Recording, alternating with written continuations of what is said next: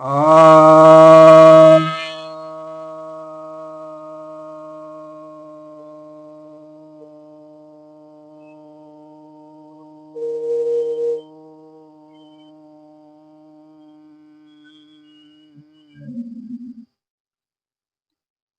सभी भक्तजनों को सप्रेम नमन। तो आज आपकी जिज्ञासा का समाधान लेकर आया हूँ। एक जिज्ञासा आई है, क्या भगवान बुद्ध के समकालीन प्रमाण कहीं मिले हैं?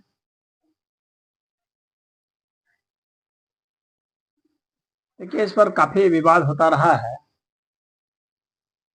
आम लोगों के बीच में, लेकिन कुछ लोग कहते हैं कि जीवित प्रमाण मिले हैं। दावा किया जाता है कि उनकी अस्थियां मिली हैं। तो इन दावों का कोई पुष्टिकरण जो है, आर्कियोलॉजिकल सर्वे ऑफ इंडिया जो है, भारत का पुरातत्व विभाग, उसने ऐसा कोई दावा नहीं माना है। अमूमन 3 जगह जो है वो बताए जाते हैं। एक तो पिपरहवा, और एक वैशाली, और एक रामग्राम। ये 3 स्थान बताए जाते हैं जहां से कि ये दावा किया जाता है कि बुद्ध के समकालीन प्रमाण मतलब कि मिले हैं। लेकिन आर्कोलॉजिकल सर्वे ऑफ इंडिया कहता है कि नहीं, यहाँ पर किसी प्रकार का कोई भी ऐसा प्रमाण नहीं मिला है। तो पिपरावा स्तूप में कुछ कलश मिले हैं और उनमें कुछ अस्थियां भी मिली हैं। यह सच है कि अस्थियां मिली वहां पर, लेकिन वे अस्थियां जो हैं वो जब उनका जो डीएनए का जांच किया गया और ब्रिटेन में जांच कराया गया, तो पता चला कि वह जो है सुअर के दांत की हड्डी है, न कि किसी इंसान की। तो वहां पर तो यह जो है गलत सिद्ध हो गया। और कलश में जो अभिलेख लिखा हुआ था वो 3री शताब्दी का सिद्ध हुआ है, और वहां पर जो ईंटें मिली हैं वो भी मौर्यकालीन ईंटें हैं। तो इससे पता चलता है कि पिपरहवा में जो है वहां पर कोई भी प्रमाण समकालीन, जिसको कहा जाता है, यानी बुद्धा के संबंध में, संपर्क में भगवान बुद्ध जब थे उस समय की ही कोई जो है अस्थि हो, या किसी प्रकार का और कोई महल नहीं मिला है उनके पिता का। तो इस तरह से किसी प्रकार का वहां पर कोई कहीं पर भी न कपिल वस्तु में मिला है और न ही कहीं मिला है कोई प्रमाण मिला है। तो एक तो वह हो गया। उसके बाद जो है दूसरा जो स्थान बताया जाता है वैशाली के विषय में, कि वैशाली में भी, वैशाली का जो स्तूप है उसमें भी बुद्ध की अस्थियां हैं। अब बुद्ध की अस्थियां पता नहीं कहाँ कहाँ दावा करते हैं, कितनी जगह रखा गया है। तो ये जहाँ भी दावा करने वाले लोग हैं उन्होंने जो दावा किया है, तो आर्कोलॉजिकल सर्वे ऑफ इंडिया ने बिल्कुल ही इसको सिरे से खारिज कर दिया है। तो वैशाली में जो दावा किया गया है तो उसमें क्या निकला, उसमें बकरियों की अस्थियां मिली, उसमें राख कुछ मिले हैं, कुछ मिट्टी मिली है, और सोने की पत्थरी मिली है, और तांबे का पंचमार्क सिक्का मिला है। और यह जो तांबे का सिक्का है यह मौर्यकालीन है। भगवान बुद्ध के समय में तो चांदी के पंचमार्क सिक्के चला करते थे। तो यह जो है ये अशोक कालीन सिद्ध होता है, और वैशाली में ऐसा कोई अभिलेख भी नहीं मिला है। तो इस तरह से यह भी जो है दावा खारिज हो जाता है। बस सब हवाई दावे हैं, कोई प्रमाण तो नहीं है।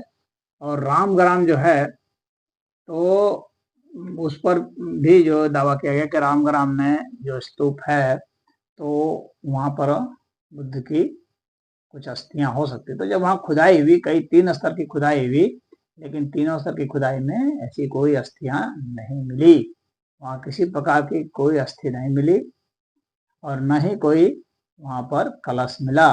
वहाँ पर तो नरकंकाल सब मिले हैं और वे नरकंकाल कई लोगों के, यानी कई कंकाल हैं, मतलब कि वहाँ बताया जाता है कि वहाँ पर भट्टियाँ थी और उसमें सब वहाँ पर किसी कारणवश एक्सीडेंट वगैरह से दब के शायद मर गए होंगे। तो वहाँ पर जो खुदाई हुई तो उसमें इस तरह का कोई प्रमाण नहीं मिला। हालांकि वह जो काल है, वह स्थान जो है वो बहुत पहले का स्थान था, बुद्ध के भी पहले का। जो भगवान बुद्ध का ऐसे माना जाता है कि 563 BC जो माना गया है, तो यह भी माना ही गया है।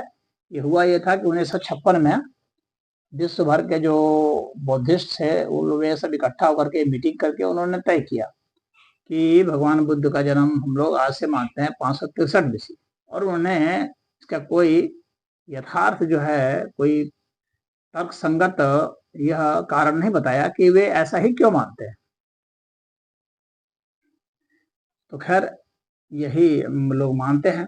लेकिन जो चाहे पिपरावा हो, चाहे वैशाली हो, चाहे रामग्राम हो, वहाँ के नेपाल की सरकार ने वहाँ पर जो खुदाई की थी रामग्राम में, तो वो खुदाई से ये पता चला कि यहाँ पर इस तरह की कोई बात नहीं थी और उन लोगों ने निष्कर्ष निकाला कि यहाँ इसको बुद्ध का स्तूप भी माना जाए या नहीं माना जाए, इस पर उनको शंका हो गई रामग्राम के विषय में। क्योंकि वहाँ पर तो ये बताया जा रहा है कि हो सकता है कि बाद में किसी ने इसको कुछ बनाया हो। पहले तो ये जो है भट्टी उठी रही थी कहीं पर, कहीं भी कोई ऊंचा टीला देख लेने से वो कोई स्तूप नहीं हो जाता है। तो वहाँ पर जो नरकंकाल मिले हैं और कुछ बाद में कुछ स्तूप वगैरह जैसा बताते हैं कि लोग कि जब मौर्य काल था तो वहाँ बुद्ध स्थल के रूप में उसको बदल दिया गया होगा। वहाँ कोई बड़ी दुर्घटना हुई होगी जिसके कारण कि ऐसा हो गया।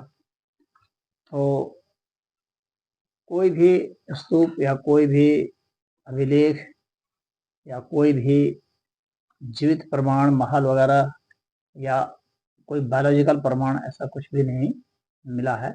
यही सच्चाई है। बाकी जो इतिहास के बहुत विशेषज्ञ लोग हैं, और तो आप में से कुछ लोग कहते हैं कि आप सिर्फ, कुछ लोगों ने कमेंट किया था कि आप सिर्फ बयान दे देते हैं, कोई प्रमाण नहीं दिखाते हैं। अरे भाई, ये इतिहास का चैनल नहीं है। प्रमाण देखना हो तो इतिहास के चैनल में जाओ और इतिहास का उसमें देखो। यहाँ तो जो जिज्ञासा आती है, जो मैंने अध्ययन किया है, उस अध्ययन के आधार पर मैं बता देता हूँ। मैं नहीं कहता हूँ कि मेरी बात मान लें आप लोग। आप जाइए और जा करके इतिहास के चैनलों में देखिए, इतिहासकारों से मिलिए, आर्कियोलॉजिकल सर्वे ऑफ इंडिया के ग्रंथों को पढ़िए और उनसे जो है RTI मांगिए, उनसे आप लिखित जो है वो मांगिए कि क्या इसमें रिपोर्ट है।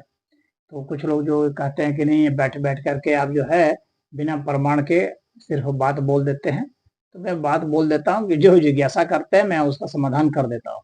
मैं यह नहीं कहता कि आप मेरी बात मान लीजिए, नहीं, आप इसको वेरीफाई कीजिए, कुछ मेहनत आप भी कीजिए। सब कुछ परोसा हुआ चीज आपको मिल जाए, इसकी कामना मत कीजिए। या तो फिर इतिहास के चैनल देखिए जहाँ बताए जा रहे हैं, क्या बताए जा रहे हैं। और सबसे अच्छा यही है कि आर्कियोलॉजिकल सर्वे ऑफ इंडिया से जो है आपको प्रमाणिक चीज मिलेगी। क्योंकि जो ऐसे भी चैनल हैं वे सब भरमाने वाले बात बोल सकते हैं, कोई कुछ भी बोल देगा, इधर उधर का झूठा भी जो है प्रमाण प्रस्तुत कर देगा। तो वास्तविक प्रमाण जो है वो आर्कियोलॉजिकल सर्वे ऑफ इंडिया है। आपको वहां से RTI दाखिल करके कर लेना चाहिए, उनसे मांग लेना चाहिए सूचना, या फिर जा करके उनके किसी ग्रंथ को देखें, उनके जो जर्नल्स छपते हैं तो उन जर्नल्स को जाके पढ़ें। उससे आपको कुछ जानकारी मिलेगी जो सही जानकारी होगी। क्योंकि चैनल वाले भी जो प्रोपेगेंडिस्ट होते हैं वे तो कुछ भी इधर उधर के दिखा देंगे, कहेंगे यही है प्रमाण, तो फिर आप भाग जाएंगे और आप उसकी बात को सच मानने लग जाएंगे। सच है या नहीं है, यह जो है सिर्फ आर्कियोलॉजिकल सर्वे ऑफ इंडिया ही प्रमाणित करेगा। हरिओम।